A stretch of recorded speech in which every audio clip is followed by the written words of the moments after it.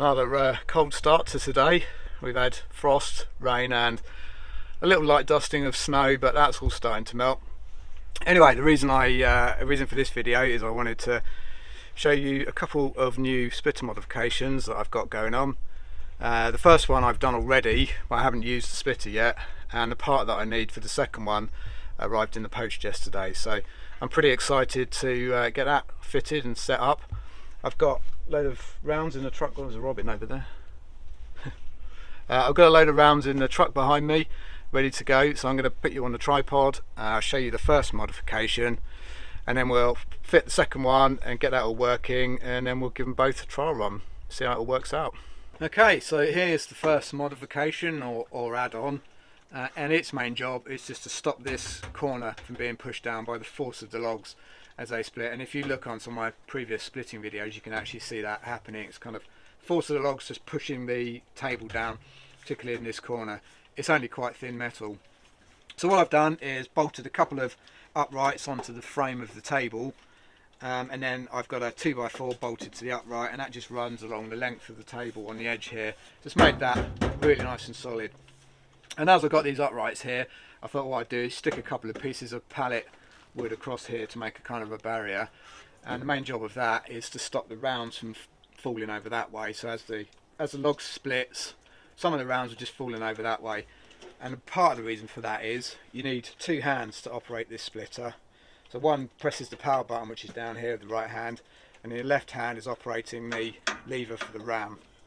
So as the logs were splitting, your hands are down here, you can't grab them, so this will hopefully solve that problem. But this problem also relates to the thing that I ordered that arrived in the post yesterday, which I'll show you now. And here it is. So in here is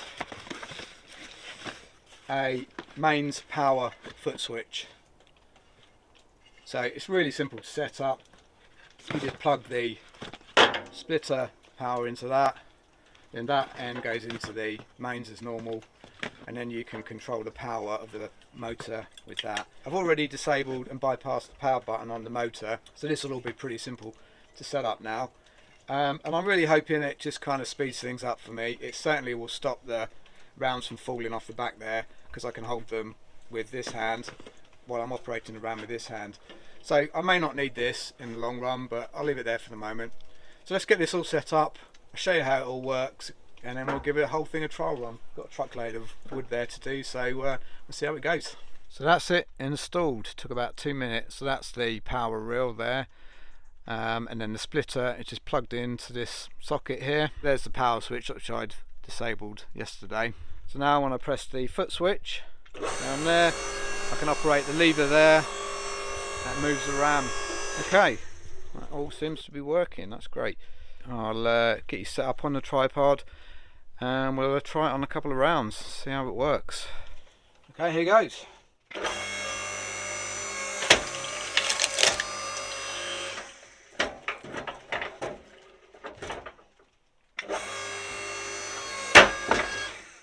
That worked straight away.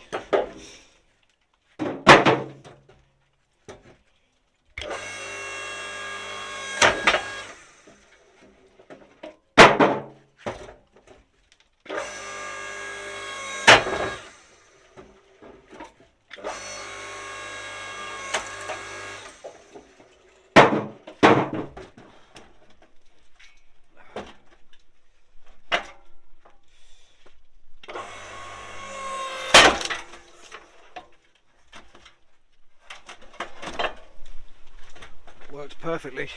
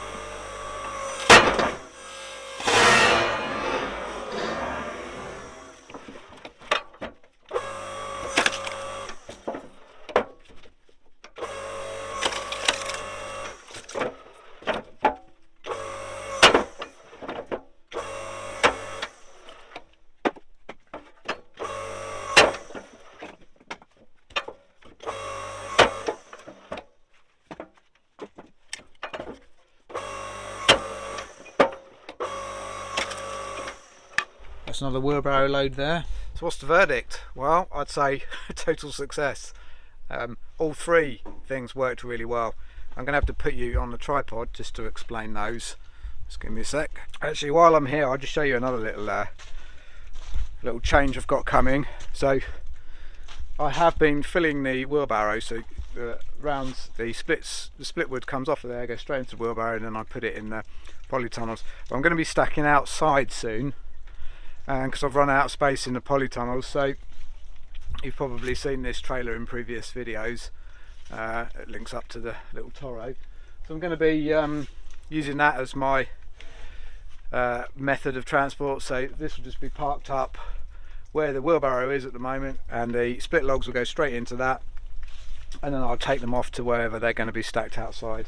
Okay, so going through all three of the modifications, these backboards, well, they worked straight away. I think the first couple of rounds there were bits flying off over there, so I'll definitely be keeping those. Something that I did forget to mention earlier on is I set the boards on the back side, if you like, of the uprights, so that I didn't lose space in the kind of work area of the table. I didn't want them interfering, because I moved the logs around quite a lot on there.